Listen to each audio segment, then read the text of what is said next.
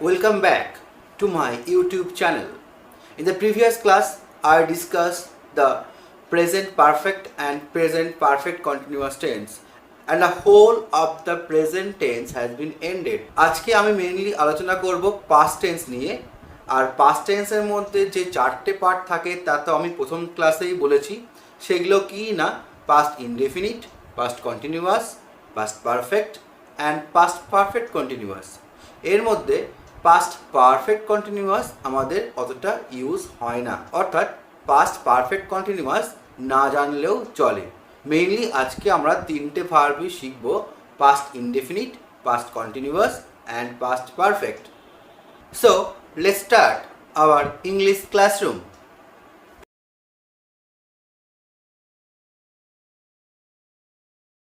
Friends, আজকে আমরা কি শিখবো না, পাস্ট টেন্স। তাহলে পাস্টের প্রথমটা কি ছিল না, past indefinite. So the first one is that past indefinite. Past indefinite tense বা এর আর একটা নাম হচ্ছে সিম্পল পাস্ট টেন্স, একটা বললেই হবে। সো আমি নাম দিলাম পাস্ট ইনডেফিনাইট টেন্স। তাহলে কখন আমরা বুঝবো কোনো টেন্সটা পাস্ট ইনডেফিনাইট? তাহলে এর সংজ্ঞাটা কি,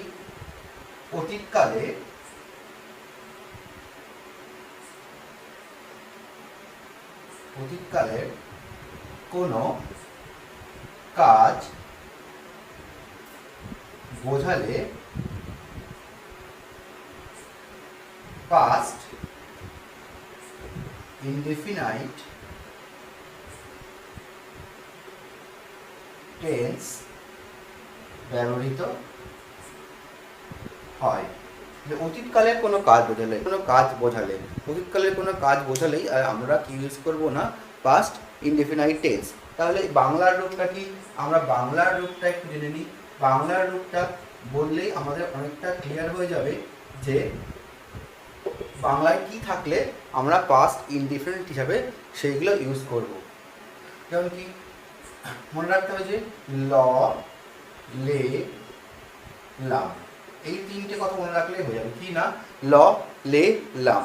বাংলার রূপটা ঠিক কেমন, মানে কেমন থাকবে, যেমন করেছিল, খেয়েছিলাম, করেছিল, খেয়েছিলাম, গিয়েছিলাম বা গিয়েছিল।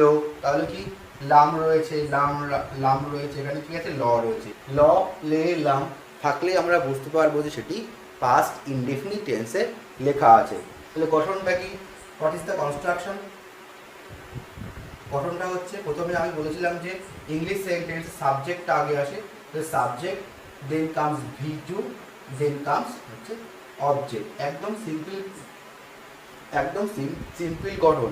প্রেজেন্ট ইনডিফিনিটে যেমন সাবজেক্ট V1 এর সাথে অবজেক্ট, এখানেও ঠিক তেমন সাবজেক্ট V2 দেন অবজেক্ট। শুধু একটাই পার্থক্য ছিল যে subject third person singular number হলে ভার্বের সঙ্গে এস বা ইএস যুক্ত হতো, কিন্তু পাস্টে এমন কোনো ব্যাপার নেই, subject then V2 then object. তাহলে কোনগুলো হচ্ছে V2 না, কোনো প্রত্যেকটা ভার্বের তিনটে করে ফর্ম হয়। আমি আগের ক্লাসেও বলেছি যে প্রত্যেকটা ভার্বের তিনটে করে ফর্ম হয়। V1 মানে প্রেজেন্ট ফর্ম, V2 মানে হচ্ছে পাস্ট ফর্ম, আর V3 হচ্ছে পাস্ট পার্টিসিপেল ফর্ম, আর V1 হচ্ছে প্রেজেন্ট ফর্ম। তাহলে এই পাস্ট ফর্মটাই হচ্ছে V2। তাহলে আমরা যেহেতু পাস্ট ইনডেফিনিট, তাহলে আমরা এখানে V2 ফর্মটা ইউজ করব।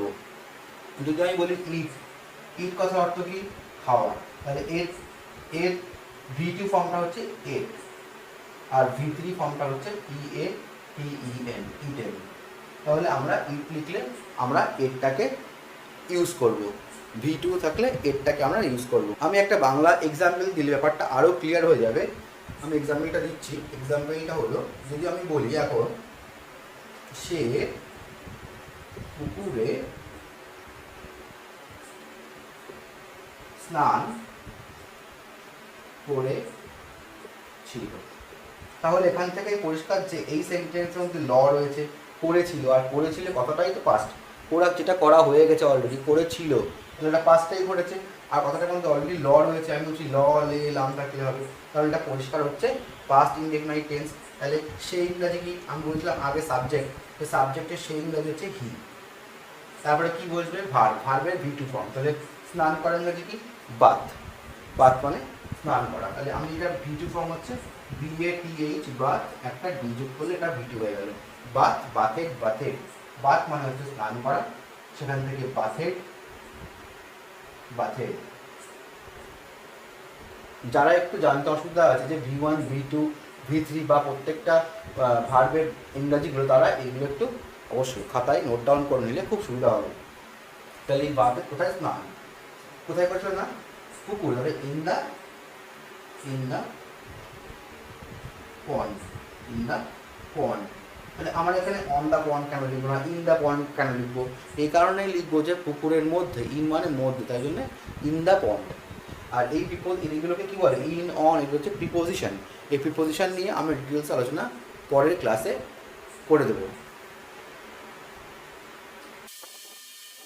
আমি আরও একটা এক্সাম্পল দিচ্ছি, এক্সাম্পল দিলে বুঝতে একদম সুবিধা হবে। সেটা হচ্ছে আমি লিখলাম তাহারা গতকাল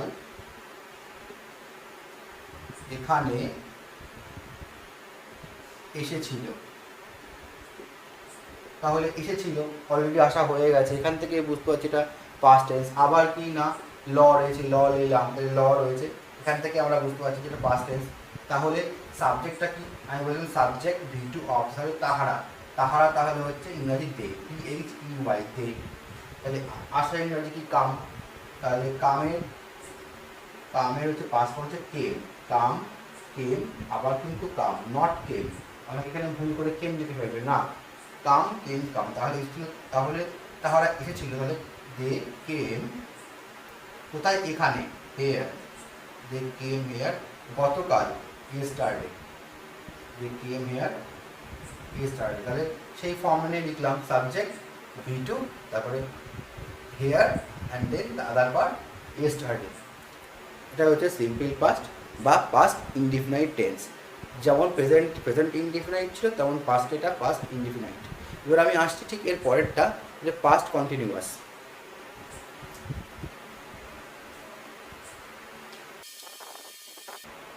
পরেরটা কি?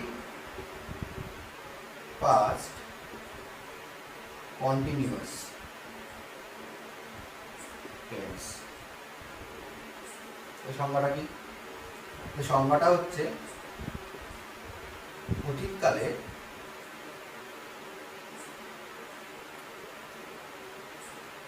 কোনো কাজ চলছে বোঝালে। অতীতকালে কোনো কাজ চলছে বোঝালে, চলছে বোঝালে এই চলছে বোঝালে আমরা কী করবো না, পাস্ট কন্টিনিউয়াস টেন্সটাকে ইউজ করব। যেমন প্রেজেন্ট কন্টিনিউয়াস টেন্সে আমরা কোনো কাজ চলছে বোঝালে, বর্তমানকালের কোনো কাজ চলছে বোঝালে ইউজ করেছি, ঠিক তেমনই অতীতকালের কোনো কাজ চলছে বোঝালে আমরা পাস্ট কন্টিনিউয়াসটাকে ইউজ করব। তাহলে এর বাংলা রূপটা কি একটু জেনে নিই, যে কোনটা থাকলে আমরা বুঝতে পারবো এটা পাস্ট ইনডেফিনাইট না হয়ে বা পাস্ট পারফেক্ট না হয়ে পাস্ট কন্টিনিউয়াস টেন্স হবে। বাংলা রূপ কি হচ্ছে? ছিল, ছিলাম, ছিল, ছিলাম। যেমন কি, যে করিতেছিলাম, করিতেছিলাম, এগুলো কিন্তু মনে রাখতে হবে, এগুলো সাধু ভাষার রূপ। করিতেছিলাম, খাইতেছিলাম, যাইতেছিলাম, করতেছিলাম, খাইতেছিলাম, যাইতেছিলাম, এক্সেট্রা। এরকম পরপর যেগুলো আছে সেইগুলো। বা যদি কেউ বলে খাচ্ছিল, তাহলে কি হবে? না, অবশ্যই হবে। খাচ্ছিল, যাচ্ছিল, করছিল, সেগুলো কি না চলিত ভাষায় আমরা ইউজ করি, কিন্তু করতেছিলাম, খাইতেছিলাম, এগুলো কি সাধু ভাষা। গঠনটা কি? গঠনটা আমরা জেনে নিই। গঠন, what is the construction of the sentence. ফার্স্টেই আসবে হচ্ছে সাবজেক্ট, প্রত্যেকটার ক্ষেত্রে সাবজেক্ট আমি বলেছি। এবার একটু খেয়াল রাখলে আমরা বুঝতে পারবো, প্রেজেন্ট কন্টিনিউয়াস আমরা শিখেছিলাম অ্যামিজার। তাহলে পাস্ট ফর্ম কি অ্যামিজারের? অ্যামিজারের পাস্ট ফর্ম হচ্ছে ওয়াজ ওয়্যার। তাহলে এখানে আমরা লিখবো ওয়াজ অথবা ওয়্যার। অ্যামিজারের বিপরীতে হচ্ছে ওয়াজ অথবা ওয়্যার। তারপরে কি লিখলাম? ওখানে ছিল ভার্বের সঙ্গে আইএনজি, এখানে সেমটাই লিখবো, ভার্বের সঙ্গে আইএনজি। তারপর কি হবে? বাকি পার্টটা হচ্ছে অবজেক্ট, বাকি পার্টটা হচ্ছে তারপরে থাকবে হচ্ছে অবজেক্ট।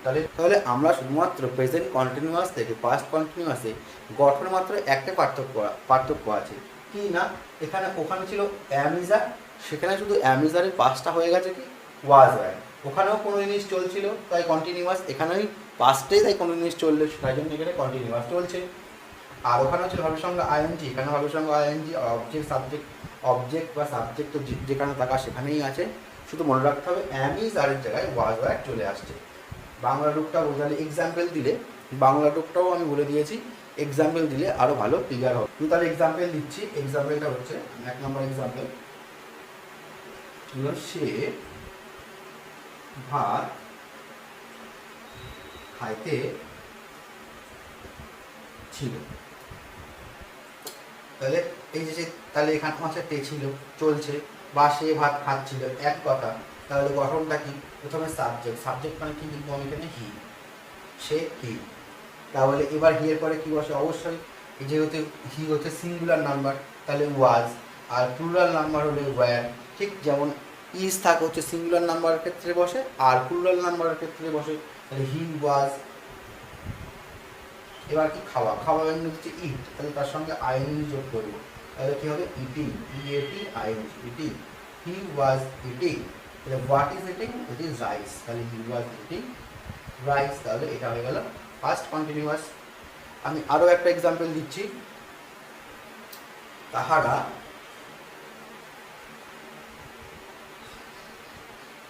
ঘোরাঘুরি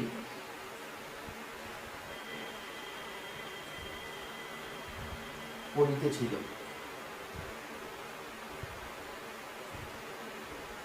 তাহলে এখানেও তেছিল আছে, তাহলে এখানে এটা এখান থেকে ক্লিয়ার যে এখানেও তেছিল আছে, মানে এটাও পাস্ট কন্টিনিউয়াস।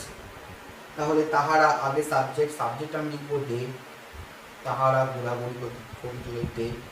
তারপরে দে এর পরে এটা অবশ্যই প্লুরাল, দে অনেকে, তাহলে ওয়্যার, দে ওয়্যার কি করেছিল না ঘোরাঘুরি, ঘোরাঘুরি করেন না কি রোম, উদ্দেশ্যহীনভাবে ঘোরাঘুরি করা হচ্ছে রোম, ROAM, রোম থেকে রোমিং, দে আর রোমিং। তাহলে এটাই হয়ে গেল, দে ওয়্যার রোমিং, এখানে কোনো অবজেক্ট নেই, তাহলে ঘোরাঘুরি করতেছিল, দে ওয়্যার রোমিং, রোমিং মানে ঘোরাঘুরি করা। তাহলে এটা হয়ে গেল। আরও একটা আমি এক্সাম্পল দিচ্ছি, তাহলে বুঝতে আরও বেশি ক্লিয়ার হবে, আমরা অল্প অল্প করে জানবো এবং অনেকটাই আমরা তাহলে শিখে ফেলতে পারবো। সেন্সটা আমাদের এক জিনিস মতো রাখতে হবে, আমাদের সেন্স সবসময় ক্লিয়ার রাখতে হবে। সেন্স ক্লিয়ার থাকলে আমরা যে কোনো সেন্টেন্স দিলে আমরা তার ইংরাজি যেমন বলতেও পারবো, আর বেশি করে প্র্যাকটিস করলে লিখতে পারবোই, সাথে সাথে আমাদের বলাটাও বেশি সহজ বা ইজি হবে। তো আমি একটা এক্সাম্পল দিচ্ছি, আর একটা এক্সাম্পল হচ্ছে আমি একটি চিঠি লিখিতেছিলাম।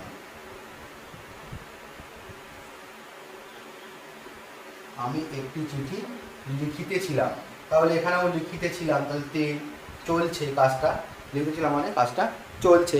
তাহলে এই ইংরাজিটা কী হবে, ইংরাজিটা হবে প্রথমে সাবজেক্ট, তাহলে আয়ের পরে প্রেজেন্ট কন্টিনিউয়াসে বসতো অ্যাম, কিন্তু এখানে অ্যাম বা জাতীয় কিছু নেই, তাহলে আই সিঙ্গুলার, সিঙ্গুলার মানে আমরা ওয়াজ বসাবো। অ্যাম এবং ইজ দুটোর ক্ষেত্রে কী হয়, সিঙ্গুলারে ওয়াজ বসে, তাহলে আই ওয়াজ। লিখছিলাম ইংরাজি কি রাইট, তাহলে রাইটটাকে WRITING রাইটিং করে দেবো সাবজেক্ট প্লাস ওয়াজ ওয়ার্ডের একটা ওয়াজ, আইএনজি রাইটিং, আর রাইটিং আইএনজি, একটি চিঠি, তাহলে a letter, LETT letter.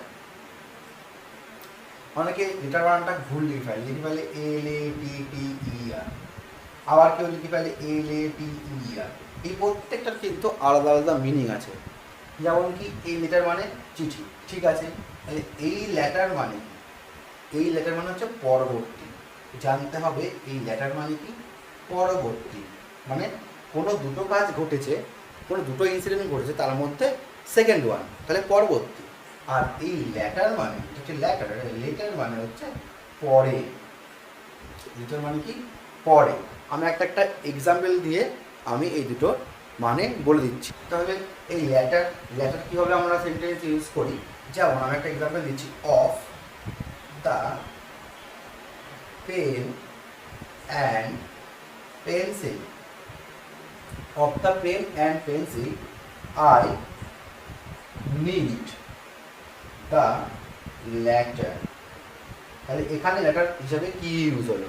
Of the pen and pencil I need the latter. এখানে ল্যাটার মানে দুটো জিনিস বলা আছে, একটা পেন আর একটা পেন্সিল। ল্যাটার মানে অবশ্যই এটা হচ্ছে পেন্সিল, নট পেন। পেনটা প্রথমে বলা আছে, পেন্সিলটা পরে বলা আছে। দুটো জিনিসের মধ্যে যেটা পরে বলা আছে সেটাকেই বলবে হচ্ছে ল্যাটার। ল্যাটার দিয়ে সেটাকে আমরা ইন্ডিকেট করবো। আর লেটারটাকে আমরা কীভাবে ইউজ করি?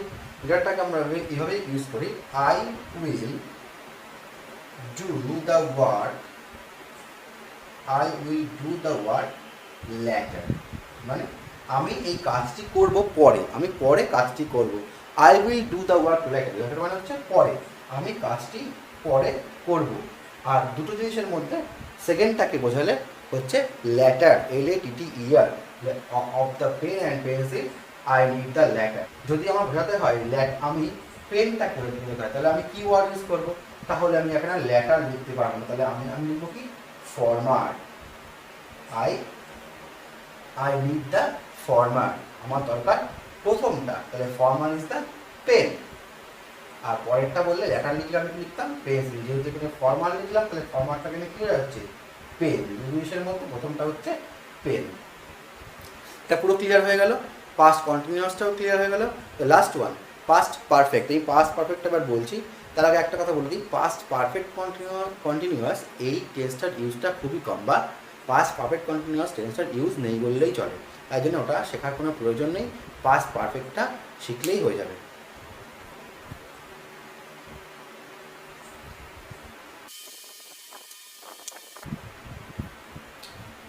Then come the last one, it is past perfect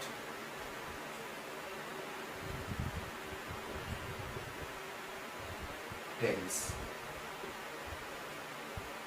তাহলে কোনটাকে আমরা পাস্ট পারফেক্ট টেন্স বলবো? মনে রাখ সংজ্ঞাটা হচ্ছে অতীতকালে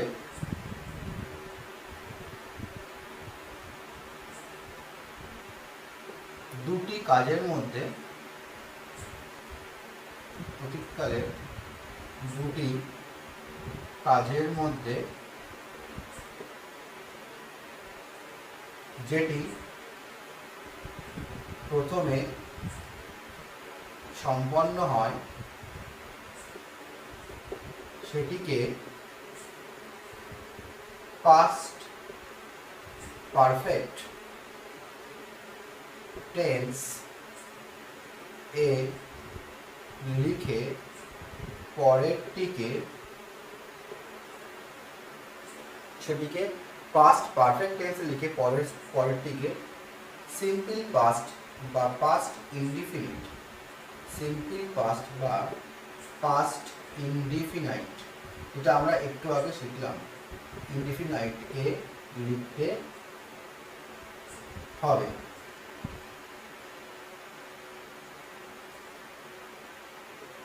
কি বললাম না, অতীতকালে দুটি কাজের মধ্যে যেটি প্রথমে সম্পন্ন হয় সেটিকে পাস্ট পারফেক্ট টেন্সে লিখে পরেরটিকে সিম্পল পাস্ট বা পাস্ট ইনডেফিনিটে লিখতে হবে। তাহলে পাস্ট পারফেক্ট টেন্সের গঠনটা আমরা জানলে আমরা বুঝে যাব পাস্ট পারফেক্ট টেন্স কোনটা। আর পাস্ট ইনডেফিনিট তো আমি একটু আগে অলরেডি বললাম কোনটা পাস্ট ইনডেফিনিট টেন্স। তাহলে আমি একটা এক্সাম্পল দিলে আরও বেশি ক্লিয়ারলি বোঝা যাবে। এটার বাংলার কোনো রূপ নেই, এমনি সেন্টেন্স স্ট্রাকচার বা সেন্টেন্স কনস্ট্রাকশন দেখলেই বোঝা যাবে কোনটা পাস্ট পারফেক্ট। যেমন আমি আগে প্রথমে গঠনটা লিখি, গঠন which is the construction। প্রথমে কি সাবজেক্ট, প্রেজেন্ট পারফেক্টটা কি ছিল? হ্যাজ অথবা হ্যাভ। তাহলে এখানে আমরা হ্যাজ বা হ্যাভের পাস্ট ফর্ম কি? হ্যাড। তাহলে হ্যাডটা লিখব, সাবজেক্ট হ্যাড প্লাস কি না ভার্বের থার্ড ফর্ম। ওখানেও ছিল ভার্বের থার্ড ফর্ম, এখানেও তাহলে ভার্বের থার্ড ফর্ম। যেমন যদি আমি লিখি এখানে গো মানে যাওয়া, তাহলে গো এখানে হলে হবে তাহলে কি পাস্ট হবে ওয়েন, আর পাস্ট থার্ড ফর্ম সেখানে হবে কি গন। তাহলে এখানে আমরা লিখবো ভিত্রি মানে গন। ভিত্রি আমি এখানে লিখে নিয়েছি পাস্ট পার্টিসিপল, পাস্ট পার্টিসিপল। তাহলে পাস্ট পার্টিসিপল হচ্ছে ফর্ম গোয়ের গন, কামের কামি, বাথের বাথের, ইটের eaten. The subject had plus ভিত্রি plus object. এবার প্লাস আর একটা গঠন আমি লিখতে হয়েছে, সেটা হচ্ছে পাস্ট ইনডিফিনিট। যেটা পরে হয়েছে সেটা পাস্ট ইনডিফিনিট। এবার কি দেবো, before, before plus subject plus V2, subject plus V2 plus object, যেটা আমরা প্রেজেন্ট ইনডেফিনাইটে শিখেছিলাম সেইটাই, subject plus V2 plus object before দিয়ে লিখব। আমি একটা এক্সাম্পল দিই, তাহলে এটা বুঝতে অনেক সুবিধা হবে। তাহারা স্টেশনে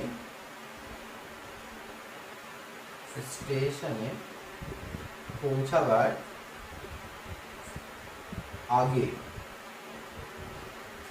ট্রেনটি ছেড়ে দিয়েছিল। তাহলে আমি কি বলেছি, যে দুটো কাজ অতীতকালে দুটো কাজ সম্পন্ন হবে এবং যেটি আগে হবে সেটিকে আমরা পাস্ট পারফেক্টে লিখে বাকিটাকে পাস্ট ইনডেফিনিটে লিখব। তাহলে তাহারা স্টেশনে পৌঁছাবার আগে ট্রেনটি ছেড়ে দিয়েছিল। আগে কি কাজ হয়েছিল, আগে ট্রেনটি ছেড়ে দিয়েছিল। তাহলে ট্রেনটি ছেড়ে দিয়েছিল এটাকেই আমরা লিখবো পাস্ট পারফেক্টে লিখবো।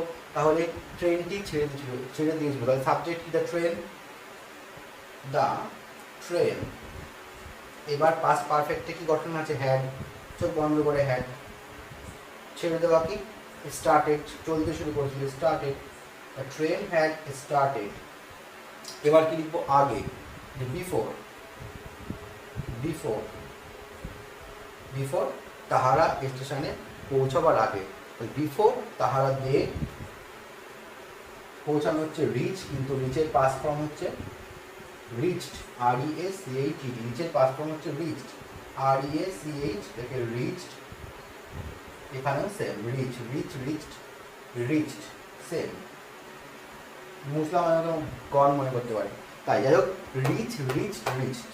তাহলে এটা V2 ফর্ম রিচ, তাহলে দে রিচড কোথায়, the station, rich the station. তাহলে তাহারা স্টেশনে পৌঁছাবার আগে ট্রেনটি ছেড়ে দিয়েছিল। তাহলে আগে হয়েছিল ট্রেনটা ছেড়ে দিয়েছিল, তাই আমি লিখেছি they, the train had V3 started before, before subject V2 object হচ্ছে প্রেজেন্ট ইনডেফিনিট গঠন, সেটা লিখে দিয়েছি subject V2 object, they reach the station. এবার এই সেন্টেন্সে এই গঠন ছাড়া আরও একটা গঠন হতে পারে, কি না, কিছুই না, যেখানে আগে না বলে সেন্টেন্সে বলা হতে পারে পরে। তাহলে এখানে ছিল আগে, তাহলে বিফোরটা আমি যোগ করে দিলাম, তাহলে পরে হলে কি লিখবো, পরে হলে কি লিখবো, এটা কিন্তু অনেকের গুলিয়ে যায়, কি তাহলে কি আগে আমি সিম্পল পাস্টটা লিখবো তারপরে কি পাস্ট পারফেক্টটা লিখবো, না আগে পাস্ট পারফেক্টটা লিখে নিয়ে আগে পাস্ট পারফেক্টটা লিখে তারপরে পাস্ট ইনডেফিনিটটা লিখবো, এটা অনেকের গুলিয়ে যায়। তো এইটাই বিফোর থাকলে এই গঠনটা চোখ বন্ধ করে লিখলে কোনো রকম ভুল হবে না।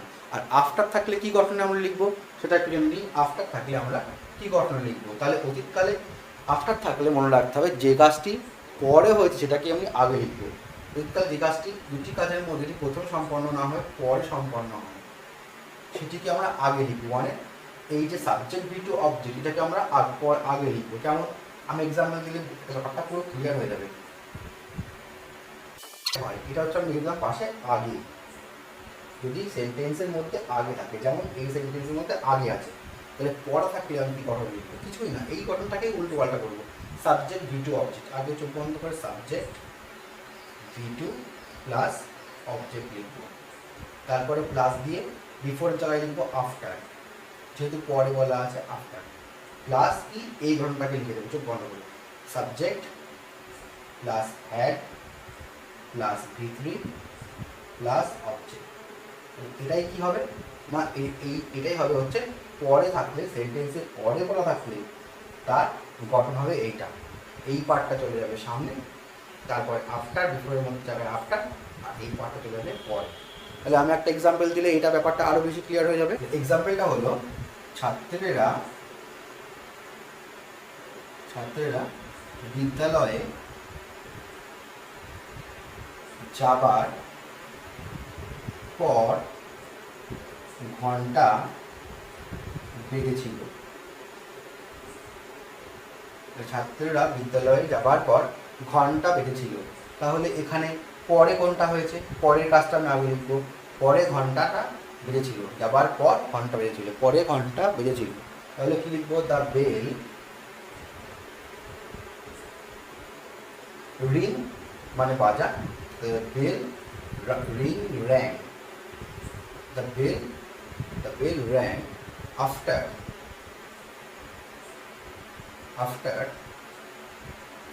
ছাত্ররা বিদ্যালয়ে যাওয়ার পর, তাহলে আফটার স্টুডেন্টস, তাহলে আমি আগে লিখলাম subject V2 object, the bell ring থেকে র্যাং, রিং থেকে রিং র্যাং রাং, রিং হচ্ছে বাজা, এখান থেকে হচ্ছে র্যাং পাস্ট ফর্ম, আর রাং RUNG, এই হচ্ছে V1 V2 V3, তাহলে দ্য বেল, তারপর র্যাং লিখলাম, V2 অবজেক্ট, এখানে রিং, তারপর আফটার লিখেছি। এবার ছাত্ররা বিদ্যালয়ে যাওয়ার পর, দ্য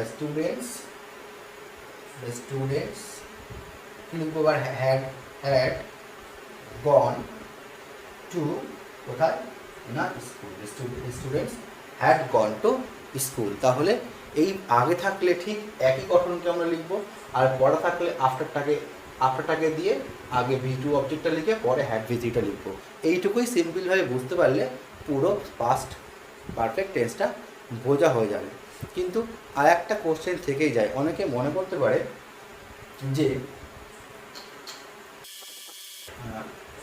প্রেজেন্ট পারফেক্টে কি আছে, সাবজেক্ট প্লাস হ্যাজ অথবা হ্যাভ। এটা আমরা আগের ক্লাসে করেছিলাম, যারা আগের ক্লাসটা দেখোনি আগের ক্লাসটা একটু অবশ্যই দেখে নিও, আমি ডেসক্রিপশন বক্সে লিঙ্কটা দিয়ে দেবো, আগের ক্লাসটা অবশ্যই দেখে নিও। Subject plus has have plus V3 plus object. তাহলে এখানে একটা কোশ্চেন আসতেই পারে যে কেন এখানে subject plus had plus V3 plus object, এইটা কেন পাস্ট পারফেক্ট হবে না? অবশ্যই এটাও কিন্তু পাস্ট পারফেক্টই হবে, এটাও কিন্তু পাস্ট পারফেক্টেরই গঠন, subject plus had plus V3 plus object, এটাই কিন্তু পাস্ট পারফেক্টেরই গঠন, অন্য কিচ্ছু নয়। শুধু আমাদের মনে রাখতে হবে যে পাস্ট পারফেক্ট টেন্সে দুটো কাজ একসাথে ঘটলে আমাদের এই গঠন অনুযায়ী চলতে হবে, কিন্তু যদি কোথাও একটা কাজ বলে থাকে তাহলে কি পাস্ট পারফেক্ট টেন্স হবে না? না, অবশ্যই হবে। সেক্ষেত্রে একটা জিনিস হয়ে যায় কি না, পাস্ট ইনডিফিনিট এবং পাস্ট পারফেক্ট একই রকমের হয়ে যায়। এখানে আমি যদি বলি তাহারা স্কুলে গিয়েছিল, তাহলে আমি লিখতে পারি, যেমন বলি তাহারা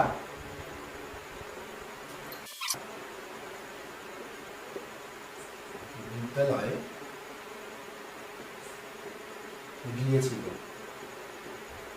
আর কোনো কিছু বলা নেই, তাহলে এটা আমি লিখতে পারি দে ওয়েন্ট টু স্কুল। ঠিক আছে, কিন্তু এইটাকে তাহলে কি আমি কি পাস্ট পারফেক্টে লিখতে পারবো? হ্যাঁ, লিখতে পারবো, they had gone to school. কিন্তু একটা জিনিস মনে রাখতে হবে যে প্রেজেন্ট পারফেক্টে যেমন পরিষ্কার কাজ হয়ে গেছে এবং ফলটা বর্তমানে আছে বোঝা যায়, কিন্তু পাস্ট পারফেক্টে ওই সেন্সটা এতটা ক্লিয়ার নয়। তাহারা বিদ্যালয়ে গিয়েছিল, যেমন পাস্ট টেন্স তো অবশ্যই দুটো কাজ বলা নেই, তো কী হয়েছে, দুটো কাজ বলা নেই, কিন্তু আমরা যদি হ্যাড গন কি লিখি তাহলে কি সাবজেক্টের গঠনটা কি ভুল হয়ে যাবে? কখনোই নয়, ইট ইজ অলসো কারেক্ট, লেখা যেতেই পারে। যদি কেউ এটা লেখে তাহলে কিন্তু এটাকে একেবারে ভুল সেন্টেন্স কখনোই বলা যাবে না। একটা পার্থক্য থাকতে পারে টাইম মেনটেন করে থাকলে। টাইম যদি মেনশন করে দেয় যে তাহারা গতকাল বিদ্যালয়ে গিয়েছিল, তাহলে অবশ্যই they went to school yesterday, তখন কিন্তু আমরা আর they had gone to school yesterday, এটা ঠিক হয় না। They had gone to school yesterday, তারা গতকাল গিয়েছিল, দুটো কাজ সম্পন্ন হওয়ার কথা বলা আছে, কিন্তু একটা দিয়ে আমরা কাজ চালাচ্ছি they had gone to school yesterday, সেটা ঠিক হবে না। তখন আমাকে কিন্তু অবশ্যই পাস্ট ইনডেফিনিট টেন্সটাকেই আমাকে ইউজ করতে হবে। আশা করবো তোমরা সবাই এটা খুব ভালোভাবে বুঝতে পেরেছো। If anybody faces any problem to understand this lesson after this discussion, then please inform me in the comment section. I will try to answer everybody's query. আর ডেসক্রিপশন বক্সে প্রত্যেকটা টেন্স সম্পর্কে যেগুলো আমি বললাম বা পড়ালাম সব কিছুই দেওয়া থাকবে, সাথে থাকবে কি activity task. You will practise it your self by home, নিজে বাড়িতে এগুলো প্র্যাকটিস করবে। আমি অ্যাক্টিভিটি টাস্কগুলো সব দিয়ে দেবো। যদি কোনো প্রবলেম হয় আমাকে জানাবে, I will try to give the answer.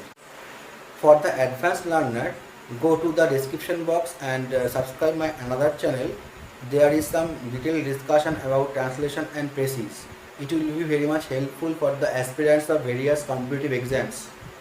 Hope today's video will help you to a great extent. Thank you. Thanks for watching.